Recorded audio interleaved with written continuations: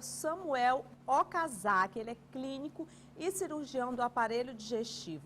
Nos últimos anos, o assunto intolerâncias alimentares tem ganhado mais protagonismo nos debates sociais e cada vez mais espaço nas prateleiras dos supermercados. A intolerância alimentar é uma resposta do organismo a determinados alimentos que geralmente dificultam o processo de digestão e causa aí uma série de consequências que podem ser bastante negativas ao nosso corpo. E é sobre isso que a gente vai conversar agora direto de São Paulo com um clínico e cirurgião do aparelho digestivo. Boa noite, doutor Samuel. Seja bem-vindo ao programa. Boa noite, Carla. É um prazer imenso estar aqui à noite com vocês, com os telespectadores do canal Saúde. E obrigado por essa oportunidade de falar de um tema muito importante, muito frequente e também que cada vez mais tem ocupado os consultórios médicos, principalmente dos gastroenterologistas. Verdade. Doutor Samuel, o que nós podemos chamar de intolerância alimentar? A intolerância alimentar, ela é a dificuldade e também até a incapacidade do nosso organismo de conseguir digerir determinadas substâncias, determinados alimentos, tá certo? Hoje o que está mais em voga é a intolerância ao glúten e à lactose, ou seja, a gente tem essa dificuldade de digerir o glúten e a lactose que a gente tem feito uso no nosso dia a dia. Entendi. Quais são as reações que elas geralmente causam no organismo das pessoas? Na grande maioria das vezes, os sintomas eles estão mais relacionados com o nosso aparelho digestivo, com a nossa digestão. Então, dores abdominais, principalmente dores em cólicas, a distensão abdominal, ou seja, a retenção de muitos gases no nosso abdômen, a variação intestinal, ou seja, muitas vezes a diarreia variando com a prisão de ventre, muito inchaço no corpo e retenção de líquidos. Também temos náuseas, vômitos, dor de cabeça, mal-estar, entre outros sintomas, sendo esses os sintomas mais frequentes, né? O interessante é que são sintomas que também confundem com outras doenças. E aí eu acredito que esse seja realmente o grande dificultador, inclusive, da pessoa descobrir que está com essa intolerância alimentar. Sem dúvida nenhuma. São sintomas que são muito gerais, não muito amplos e muitas vezes não muito específicos. Por isso, como você falou, Carla, muitas vezes as pessoas não prestam muita atenção que esses sintomas são provenientes de alguma possível intolerância alimentar. E isso faz com que a pessoa persista com essa condição por muito mais tempo e o diagnóstico dessa condição seja feito com um pouquinho mais de demora. Entendi. E o que fazer, doutor, no caso da pessoa sentir uma reação? Como eu falei para você, esses sintomas são muito inespecíficos muitas vezes. O que é importante é a pessoa tentar relacionar esses sintomas com algum alimento, com alguma coisa que ela come, tá certo? Então, se ela começar a perceber que sempre tem um padrão, que ela come uma determinada coisa e as reações são sempre as mesmas, ela começa a suspeitar de uma tal intolerância, tá certo? E aí nessas horas é importante procurar um profissional, um médico, para avaliar todos os sintomas que a pessoa está sentindo e, se for o caso, pedir alguns exames específicos também. É interessante isso. Olha, doutor, eu, por exemplo, se eu comer melancia, eu sinto dor de cabeça. Uhum. Então, eu já evito dali de comer a melancia, né? Então, assim, digamos que outras coisas também eu comece a perceber que eu estou tendo algum tipo de sintoma. Então, eu já sou uma possível paciente, sim, para poder identificar se eu estou com algum problema de intolerância alimentar. Já aconteceu uma vez de eu comer sushi e eu fiquei toda marcadinha. Aquilo ali na época me deixou assim, sabe, bem preocupada. Mas aí o tempo passou, eu não tive mais nenhum tipo de problema, mas fiquei preocupada. Pode acontecer também uma reação alérgica a um determinado alimento? Existe uma diferença aí, doutor? Sem dúvida nenhuma. O que é importante a gente distinguir aqui é as alergias alimentares e as intolerâncias alimentares, né? A alergia alimentar é quando a gente tem uma resposta do nosso sistema imunológico a um determinado tipo de substância, de alimento, tá certo? Já a intolerância, quando a gente fala de intolerância alimentar, a gente fala mais nessa dificuldade e nessa incapacidade de termos a digestão, ou seja, os sintomas são mais no sistema digestivo, mais relacionados à parte da nossa digestão. Ainda tem também a questão da intolerância à lactose, né? Exatamente. A intolerância à lactose, a gente sabe hoje em dia que mais ou menos 70% da população tem algum tipo de intolerância à lactose, seja ela forte ou seja ela parcial.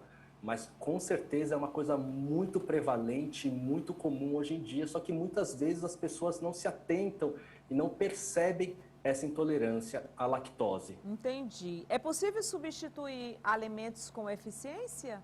Esses alimentos que dão problema, por exemplo, tem o glúten, tem a lactose, né? Sem dúvida nenhuma. É importante a gente ter em mente que a lactose e o glúten, eles estão muito presentes no nosso dia a dia. Sim. Isso é verdade. Mas a gente sabe que tem muitos outros alimentos que não têm glúten, que não têm lactose. Ou seja, a pessoa que possui uma intolerância a glúten ou a lactose, ela pode ter uma vida totalmente normal e conseguir substituir o glúten e a lactose por outros tipos de alimentos sem que haja algum prejuízo nutricional para essa pessoa. Ou seja, a vida dela é totalmente normal mesmo e consegue substituir muito bem os alimentos. Tem outras formas também de intolerâncias alimentares que são frequentes, doutor? As mais frequentes hoje em dia, o que a gente mais vê nos consultórios médicos, as pessoas reclamando, são em relação à lactose e o glúten. Mas pode haver alguns outros tipos de intolerância mais incomuns. Mas muitas vezes a própria intolerância à lactose e o glúten é uma porta de entrada para que outras intolerâncias alimentares possam aparecer. Entendi. É mais comum hoje em dia, doutor, pela sua experiência dentro de consultório, a intolerância a glúten, à lactose, ou tá de uma forma assim, bem geral? Olha, cara, tá de uma forma bem geral. E a gente pode falar que existe um pouquinho mais de pessoas com intolerância à lactose, tá certo? Porque a lactose está muito mais presente no nosso dia a dia. Mas a gente pode dizer que é uma coisa muito parecida em termos de números. Mas é muito frequente tanto a intolerância à lactose e glúten no nosso dia a dia. No caso do glúten, as pessoas também têm muitas dificuldades em identificar, inclusive, os alimentos que possuem glúten, né? Isso é muito importante você falar, porque a gente fala de glúten, muitas vezes a gente nem sabe aonde a gente encontra o glúten, né?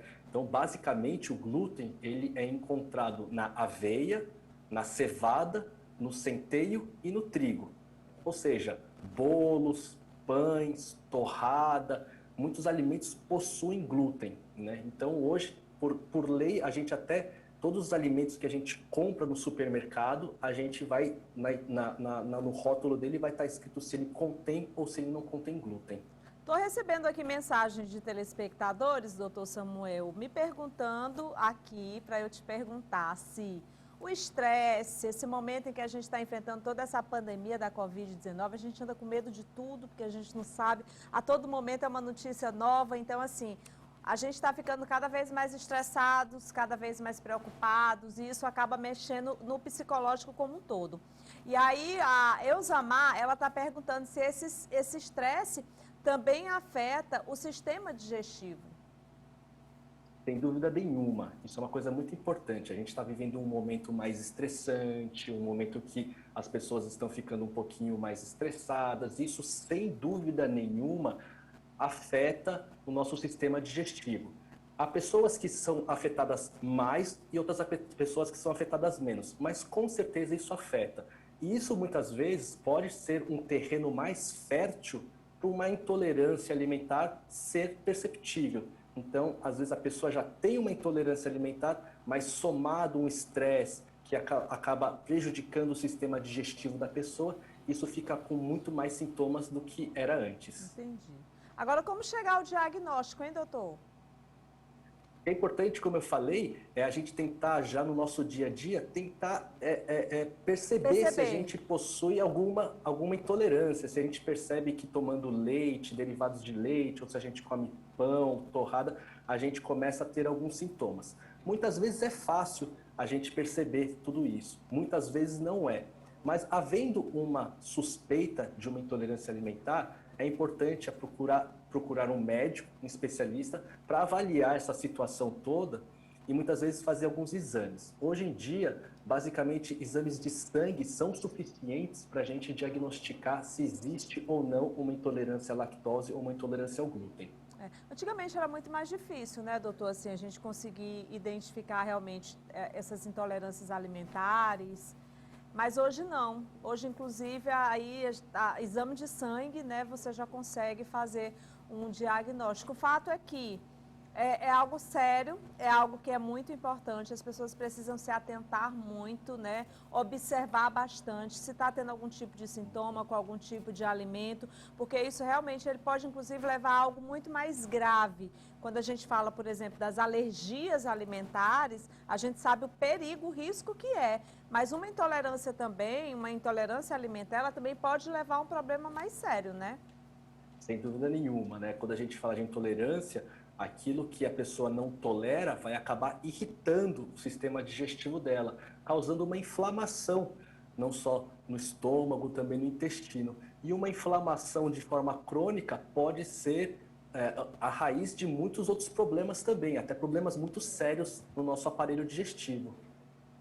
Outra coisa que é muito importante, a gente até aproveita aqui a oportunidade que você está falando aqui com a gente, é essa questão desse cuidado realmente que a gente tem que ter e essa coisa de você não fazer algumas coisas porque um amigo faz, ou achar que porque fulano tem isso ou aquilo, até porque somos únicos, então cada um sente uma coisa diferente. Estou falando isso porque muitas vezes a gente lê algumas coisas, a gente acha que é daquela forma, a gente vai lá no Google e faz uma pesquisa, e eu digo muito para as pessoas, tem muito cuidado com relação a isso, né, doutor? Então é sempre importante a gente estar realmente indo a um profissional, procurar alguém especialista nesse assunto para tratar o problema. Inclusive, tem boa noite, doutor e Carla. Em que idade é mais frequente essas intolerâncias alimentares? Pergunta de telespectador.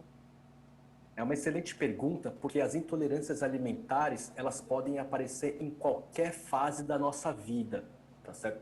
Muitas vezes, quando a pessoa tem uma intolerância ao glúten muito forte, o que a gente chama de doença celíaca, a manifestação costuma ser quando a criança começa a ter mais contato com o glúten.